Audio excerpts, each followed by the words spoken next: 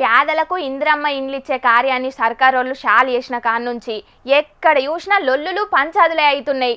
ఇండ్ల కోసానికి ఆశలు పెట్టుకున్న పేదలు ప్రతి ఊళ్ళే 100 మంది ఉంటే ఇండ్లు మాత్రం 10 మందికి కూడా రాలేదు. దాంట్లో కూడా కొంతమందికి ఇండ్లున్నోళ్లకు భూములు ఉన్నోళ్ళకే ఇచ్చిండ్రని దినాం ధర్నాలు చేస్తూనే ఉన్నారు. ఇక ఇయ్యాల కూడా గిట్లా జరిగినాయి లొల్లులు. న్యాయం చేయాలని కోరుకుంటున్నా. ఒక్క పేదవాడికి భద్రాద్రి కొత్తగూడెం జిల్లా జూలూరుపాడు మండలం బేతాలపాడు ఊళ్ళే అర్హులైనోళ్ళకి ఇయ్యకుండా అనర్హులకు ఇంద్రమ్మ ఇండ్లు ఇచ్చిండ్రని చెప్పి అక్కడి మహిళలు కొంతమంది యువకులు వాటర్ ట్యాంక్ ఎక్కి నిరసన చేసిండ్రు. మా ఈ నిరుపేద కుటుంబాలు కనీసం ఉండడానికి ఇండ్లు కూడా సక్కలేవు, అయినా కూడా మాకు కాకుండా పొలాలు పక్క ఇండ్లున్నోళ్ళకే ఇంద్రమ్మ ఇండ్లు ఇస్తున్నారని ఘరానికి వచ్చిండ్రు. ఇక ముచ్చట తెలిసి జూలూరుపాడు పోలీసులు వచ్చి వాటర్ ట్యాంక్ ఎక్కినోళ్లను బుదరకించి కిందికి దింపిండ్రు.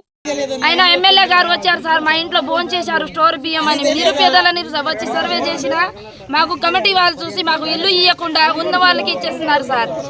వాళ్ళు భూమి ఉన్న వాళ్ళకి రైతు బంధు వస్తుంది సార్, వాళ్ళకి ఇల్లు ఉంది వాళ్ళకే ఇవ్వాలా సార్?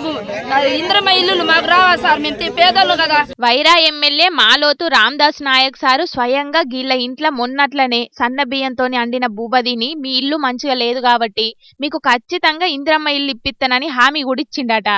ఇక ఇప్పుడు విడుదలైన జాబితాల పేరు లేకపోయే వరకు ఎమ్మెల్యే ఇచ్చిన హామీకి కూడా దిక్కు లేకుండా పోయిందని బాధపడుతున్నారు. ఇందిరమ్మ ఇండ్ల కమిటీ సభ్యులు వాళ్లకు దగ్గరోళ్లకు వాళ్లకు నచ్చినోళ్లకు ఇండ్లు ఇప్పిస్తున్నారు గాని నిజమైన పేదలకు ఇత్తలేరని ఫైర్ అవుతున్నారు. ఇందిరమ్మ కమిటీ ఎంపిక చేసిన జాబితాను రద్దు చేసి అర్హులైన పేదలకు ఇండ్లు ఇయ్యాలని డిమాండ్ చేస్తున్నారు.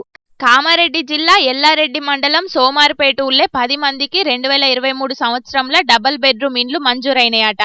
ఇండ్లు కట్టుకొని సుతం ఏడాది గడుస్తున్నా ఇంతవరకు ఒక్క పైసా కూడా రాలేదట. చెప్పింది కాబట్టి నమ్మకంతో అప్పు సప్పు చేసి ఇల్లు కట్టుకున్నారు.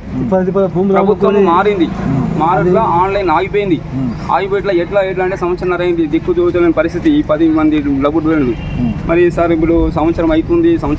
ఎమ్మెల్యే గారి దృష్టి తీసుకుపోయాను సార్, గతంలో ఇవి డబుల్ బెడ్రూమ్ శాంక్షన్ అయినాయి, అప్పులు తెచ్చుకుని కట్టుకున్నారు, మరి ఎట్లానే వీళ్ళ కష్టాలు తీర్చండి సార్ అని చెప్తే సరే నా వంతు ఎంతవరకు కృషి అయితే అంతవరకు నేను చేస్తా, ఇప్పుడైతే 10 మంది ఇంత కష్టాలు ఉన్నారు నా వంతు కృషి చేస్తా అని చెప్పేసి సరే అన్న విధంగానే ఆన్లైన్ ఎమ్మెల్యే గారు చేపించాడు.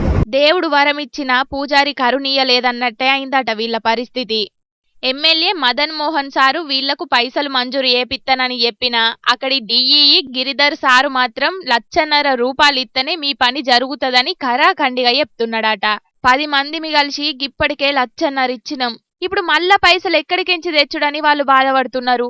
ఇక ఈ ముచ్చట్లు ఇట్లుంటే ఇందిరమ్మ ఇండ్ల గురించి మంత్రి పొంగులేటి సీనన్న ఏం మాట్లాడిండో ఇనుండ్రి.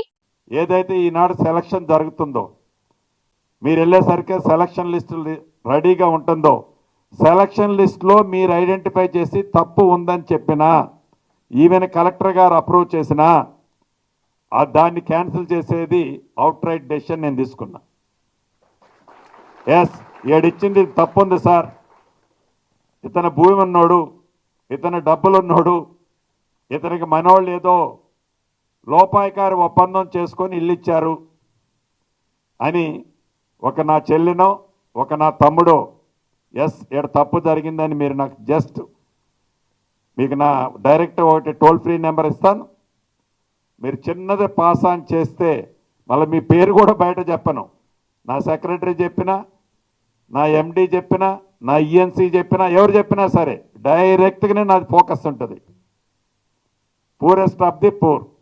మరి దినాం ఇందిరమ్మ ఇండ్ల కోసానికి లొల్లులు బగ్గనే జరుగుతున్నాయి. ఇవన్నీ మంత్రి సీనన్న దృష్టికి అత్తలేవో లేకుంటే ఏదో గొప్పలు చెప్పుకునేటందుకే గిట్లా మాట్లాడుతున్నాడో తెలియదు గాని మొత్తానికైతే మొదలు పేదల్లా కటిక పేదలకు ఇందిరమ్మ ఇండ్లు ఇస్తామని చెప్తున్న మాటలకు మోక మీద ఇండ్లు మంజూరైతున్నోళ్లకు సంబంధమే లేదని అంటున్నారు ఇండ్లు రాని నిరుపేదలు. శాంక్షన్ అయిన ఇళ్లను ఇందిరమ్మ కమిటీని